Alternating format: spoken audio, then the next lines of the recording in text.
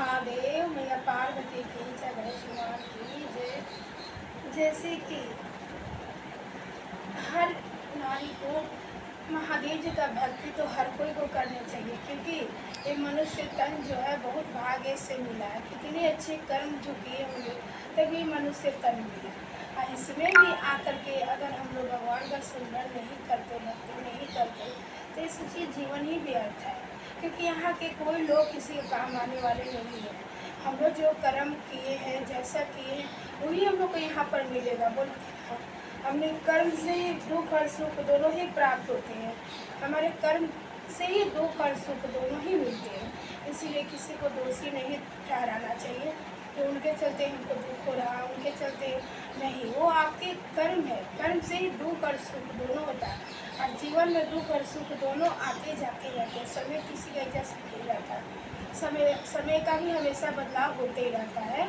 इसीलिए हर स्त्री को चाहिए कि अपने घर परिवार, अपने माता पिता का सेवा करते हुए, अपने पति का सेवा करते हुए, अपने बच्चे को देखभाल करते हुए, उन लोग का कार्य करते हुए महादेव जी का भक्ति में भी लगे।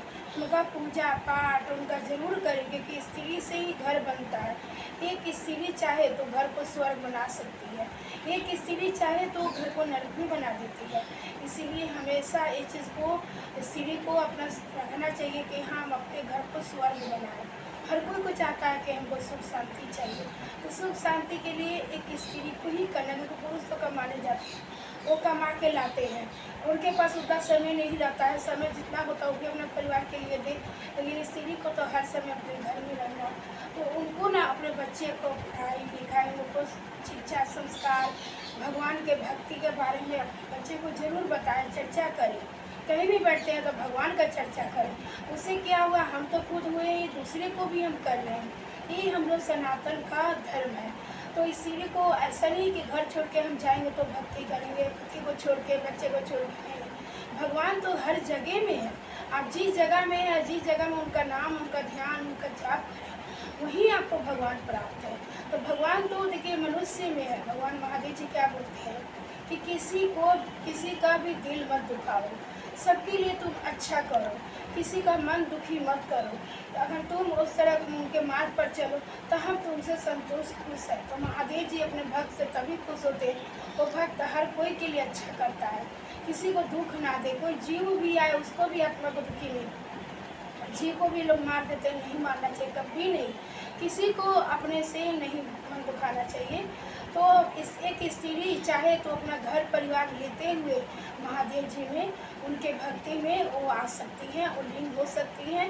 घर में ही आप महादेव जी का भक्ति करिए, उनका पूजा करिए, उनका नाम, उनका ध्यान, उनका जाप करने के लिए कहीं जगह नहीं होता। जिस जगह में आपको अच्छा लगे आप उसी जगह में आप उनका ध्यान, उनका जाप कीजिए, उनका नाम लीजिए। महादेव जी कभी नहीं बोलते अपना घर परिवार छोड़ के मेरे लिए आओ, नहीं। तुम जहाँ पे हो वहीं पर तुम मेरा नाम और ध्यान लो, ध्यान करो, हम तुम्हारे साथ हैं। अपने भक्तों के साथ हमेशा महादेव जी रहते हैं।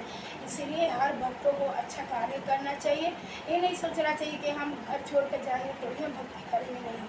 हम घर में भी अपने परिवार को पूरा समय देते हुए, उनका शिक्षा, बड़ा बच्चों का परवरिश करते हुए हम महादेव जी का भक्ति में लीन हो सकते हैं।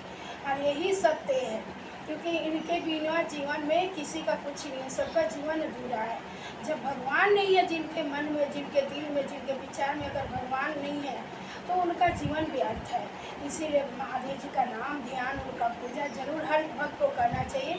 और ये सावन महीना चल रहा है, महादेव जी का दिन होता है, इसमें और पूजा पाठ एकदम महादेव जी का भजन कीर्तन कीजिए, उनका नाम ध्यान कीजिए। हर हर महादेव, मैया पार्वती की जय, गणेश भगवान की जय।